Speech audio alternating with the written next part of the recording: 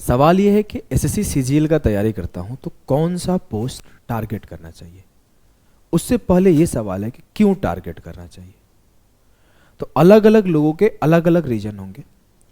कुछ लोगों के पापा चाहते हैं ये पोस्ट ले लो, कुछ के एक बगल वाले भैया थे ये पोस्ट हो गया तो हमको भी ये लेना है। लेकिन अगर आपका मोटिव क्लियर नहीं है कि वो पोस्ट आपको क्यों चाहिए, तो वो पोस्ट कभी आपको मोटिवेट नहीं करेगा पाने के लिए। और हर दिन आप बदलते रहोगे कि नहीं अब तो लग रहा है कि जीएसटी इंस्पेक्टर ले लेते हैं, रील्स बनाएंगे, यूट्यूब अपना बनेगा। नहीं नहीं, अभिषेक भैया सीबीआई लिए थे, टीचर है, काफ़ी लोग उनसे पढ़ते हैं, सीबीआई ले लेते हैं। अलग अलग लोग अलग अलग दिन आपको चेंज करेगा। आपका खुद का थॉट कभी भी बोल ही नहीं पाएगा कि मुझे क्या चाहिए। तो पहले आपको लोगों को देख के रैंडम डिसीजन नहीं लेना है। यू हैव टू रिसर्च कि कौन सा पोस्ट किस तरीके से क्या क्या चीज़ें आपको देती है, कितनी सैलरी देती है, कैसे देती है। और फिर आपको भले वो बाद में बदल दो, नहीं लेना हो एग्जाम के बाद, रिजल्ट के बाद, लेकिन लिख के चिपका दो मुझे ये पोस्ट चाहिए और उस पोस्ट के लिए पढ़ो। जैसे मैंने कि टारगेट किया मुझे इनकम टैक्स इंस्पेक्टर लेना है, क्योंकि मुझे कोई पोस्ट के बारे में पता नहीं था, सिर्फ इनकम टैक्स इंस्पेक्टर का नाम सुना था, एक भैया है हमारे इनकम टैक्स इंस्पेक्टर बने हैं। ऐसा नहीं है, उस टाइम एक जो रैंक 1 था 2017 रैंक 1, उनका इंटरव्यू लगभग 2019 के टाइम पे आया था।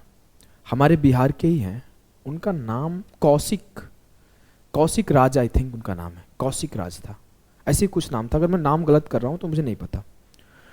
तो मैं उनका इंटरव्यू देखा था और उनकी वो स्ट्रैटेजी भी देखा था। तो मुझे लगा कि मेरे को रैंक अच्छा लाना है और इनकम टैक्स इंस्पेक्टर लेना है। और फिर टिल द एग्जाम डेट में पेपर दिया, मेरा रैंक आने से बस पोस्ट प्रेफरेंस से पहले मैंने अपना टारगेटेड पोस्ट चेंज कर दिया। मुझे मन नहीं किया, बाद में रिसर्च किया तो मुझे लगा नहीं ये पोस्ट लेना चाहिए, ले लिया। अब आप पहले डिसाइड तो करो आपको कौन सा पोस्ट लेना है, उसके बाद लिख के चिपका दो कि मुझे ये पोस्ट चाहिए, एएसओ इन सीएसएस चाहिए, एएसओ इन एमईए चाहिए, इनकम टैक्स इंस्पेक्टर चाहिए, सीबीआई चाहिए, ईडी चाहिए, आईबी चाहिए, एक्साइज चाहिए, जो भी चाहिए लिख के चिपका दो। इसे लिखे रहोगे तो आपको आपका मोटिव याद रहेगा किस चीज के लिए पढ़ रहे हो, और जब याद रहेगा तो आपको हर दिन मोटिवेशन की जरूरत नहीं पड़ेगी। अलग अलग लोग अलग अलग टर्म्स में पोस्ट लेते हैं। जैसे मैं बोलूँ, कुछ लोग पॉपुलर पोस्ट को टारगेट करते हैं, जैसा कि मैं ही था, मैंने इनकम टैक्स इंस्पेक्टर को टारगेट किया। Due to lack of knowledge, मेरे को नॉलेज ही कम था, इस वजह से मैंने टारगेट किया। बाद में जब मुझे नॉलेज बढ़ा तो अपने अकॉर्डिंग चूज किया। तो आप अभी कम नॉलेज या फिर रिसर्च करके एक टारगेट कर लो। कुछ मॉनेटरी बेनिफिट के लिए लोग टारगेट करते हैं, कुछ पावरफुल पोस्ट को टारगेट करते हैं। तो पहले अपने आप को डिसाइड करो कि आपको किस टाइप का पोस्ट चाहिए। जैसे बोलूँ तो पॉपुलर इनकम टैक्स इंस्पेक्टर किसी से बताने पर थोड़ा सा भौकाल होता है, अरे भैया इनकम टैक्स इंस्पेक्टर है। लेकिन आपको अगर बताया जाए तो ये ग्रुप सी पोस्ट है, अंदर में कुछ खास भौकाल इज्जत नहीं रहता है, बाहर में बहुत भौकाल है। जीएसटी और एक्साइज इंस्पेक्टर, आपको वर्दी मिलता है लेकिन वो वर्दी यूजफुल नहीं है, सिर्फ आपको ट्रेनिंग डेज में और 15 अगस्त और 26 जनवरी को पहनना होता है। बाहर के लोगों को आप दिखा सकते हैं कि 3 स्टार है, लेकिन वह एज सच कुछ पावर नहीं मिलता है। एएसओ इन सीएसएस भी काफ़ी पॉपुलर पोस्ट है, बहुत लोग चूज करते हैं, खास करके लड़कियां चूज करती है, क्योंकि इसमें वर्क लाइफ बैलेंस बहुत अच्छा बनता है। आपको 10 बजे जाना है मंत्रालय में और 5 बजे 6 बजे छूट जाना है, ऐसा टाइम फिक्स है। छुट्टियाँ फिक्स है, इस सैटरडे संडे छुट्टी है, आपको इतने ही दिन जॉब करना है, सैलरी फिक्स है। कुछ लोग नहीं मुझे तो ज़्यादा पैसा कमाना है, तो वो ministry of external affairs target करते हैं, जिससे उन्हें फॉरेन में पोस्टिंग होता है और जो सैलरी होती है काफ़ी ज़्यादा 3 to 4 लाख मिलता है। और इसके जो जॉब के ना काफ़ी सारे वेरिएशन, मतलब इसमें बहुत तरह के अलग अलग काम कराया जाता है। मेरे कई सारे दोस्त एमबीए में पोस्टेड है, वो बताते हैं कि सिर्फ एएसओ का काम ये नहीं है कि डेस्क पे बैठ के काम कर रहे हैं, उन्हें काफ़ी सारे काम डेपुटेशन में भेजा जाता है कि आप यहाँ जाओ इस काम को करके आओ। कभी वो गोवा जाते हैं, कभी वो हैदराबाद जाते हैं, मेरा खुद का फ्रेंड कई सारे गए हैं, तो उन्हें भेजा जाता है। तो इसमें काफ़ी सारे एक्सपीरियंसेस मिलते हैं। AAO, इसकी ये तो आपको बता दूँ तो 4800 ग्रेड पे की नौकरी ही है। इसकी सैलरी, स्टार्टिंग सैलरी 1 लाख के आसपास मिलता है, और लेकिन इसके लिए आपको फाइनेंस और अकाउंट्स का एक्स्ट्रा पेपर देना पड़ता है, तब जाके ये पोस्ट मिलती है। और इन पोस्ट के लिए तो आपको काफ़ी अच्छा रैंक लाना पड़ेगा, टॉप 50 टॉप 100। और पोस्ट कितना है ये भी मैटर करता है। पावरफुल में सीबीआई को सबसे ज़्यादा पावरफुल माना जाता है और काफ़ी पावर दिया भी गया है।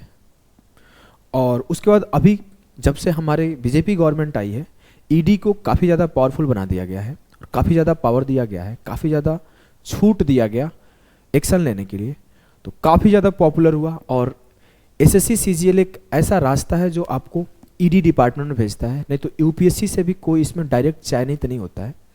यूपीएससी से भी इसमें डेपुटेशन पे ही लोग आते हैं, जो आईएएस आईपीएस अधिकारी होते हैं डायरेक्टर बन के आते हैं डेपुटेशन पर, डायरेक्ट चयनित नहीं होते। कई बार तो एईओ लोग ही कम एज में जो होते हैं वो अच्छे पद तक प्रमोट होकर चले जाते हैं, क्योंकि इसमें प्रमोशनल पर्सपेक्टिव भी देखा जाए तो बहुत अच्छा है, बहुत जल्दी जल्दी प्रमोशन होता है।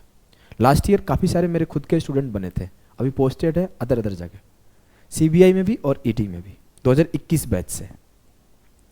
और सीबीआई का भी सेम है, प्रमोशनल एस्पेक्ट बहुत अच्छा है, 5 साल 6 साल में प्रमोशन करता है, पहला दूसरा 8 साल में। आप स्टडी करो, ज़्यादा डिटेल में पढ़ो, मज़ा आएगा, फिर आप सोच पाओगे कि मुझे ये पोस्ट लेना चाहिए और फिर आपको पढ़ने में मन लगेगा। अभी आपके पास 8 से 10 महीने टाइम है पेपर में, लगभग 10 महीने से अधिक है, तो 10 महीने में आप 15 दिन रिसर्च में बर्बाद भी कर दोगे ना, 2-2 घंटा पर डे, तो उतना ज़्यादा कुछ नहीं जाएगा, आपको सारे पोस्ट के बारे में नॉलेज हो जाएगी। मुझे तो सब कुछ पढ़ लिया हूँ तो मुझे काफ़ी सारी चीज़ याद है। और एक पोस्ट है एएसओ इन आईबी, इसमें थोड़ा सा ना कुछ लोग बोलते हैं कि अपना फेस वगैरह हाइड करके रखना पड़ता है, फ़ोन वगैरह बाहर जमा हो जाता है, तो रिस्ट्रिक्शन होते हैं। और इसमें भी salary, starting salary I think 82 के आसपास मिलती है, रिस्क अलाउंस 10 से 11 हज़ार ज़्यादा मिलता है, जबकि इसमें 70 के आसपास मिलता है एक सिटी में, 72। एमए भी 70 के आसपास मिलता है और इसमें 1 लाख के आसपास एक सिटी का बात कर रहा हूँ। तो ऐसे आप हर चीज़ को स्टडी करो, सैलरी, पोस्ट, पावर, फिर कंपेयर करो, फिर डिसाइड करो कि सर मेरे को ये पोस्ट लेना है। अब उस पोस्ट के लिए आंख बंद करके लग जाओ कि मुझे ना अब किसी और पोस्ट के बारे में नहीं देखना, मुझे यही पोस्ट चाहिए। इसके लिए मुझे टॉप 50 में आना पड़े, टॉप 100 में आना पड़े, टॉप 500 में आना पड़े, मैं हर तरीके से मेहनत करूंगा। ये होता है पढ़ने का तरीका। कुछ लौंडे तो रोज ही पोस्ट बदलते हैं, नहीं अब मन कर रहा है कि एक साइज ले ले। भैया लोग बैठे हैं जो पहले बार एक बार 112 रैंक लाएंगे, दूसरी बार बोलेंगे चलो सीबीआई ले आते हैं, तीसरी बार लोग रोक दिए थे नहीं तो फिर पोस्ट बदल सकते हैं।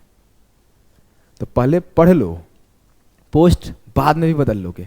2024 में भी उम्र है, 25 में भी उम्र है, 26 में भी उम्र है, फॉर्म भर के पोस्ट बदल सकते हैं। तो किस पे फोकस करना है?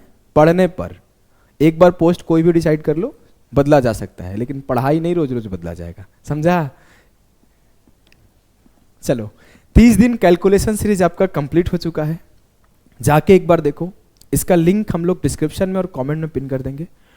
एक एक लेक्चर देखना है और हर लेक्चर के नीचे आपको कमेंट करना है डिड इट। और जो अगला सीरीज अपना स्टार्ट होने वाला है वो है 101 कॉन्सेप्ट ऑफ ज्योमेट्री, जो कि संडे को फर्स्ट क्लास सुबह 10 बजे मिलेगा। आप लोग इस क्लास को पढ़ने के बाद बोलोगे हाँ ये होता है मैथ्स और ये होता है कॉन्सेप्ट, मजा आ जाएगा पढ़ के।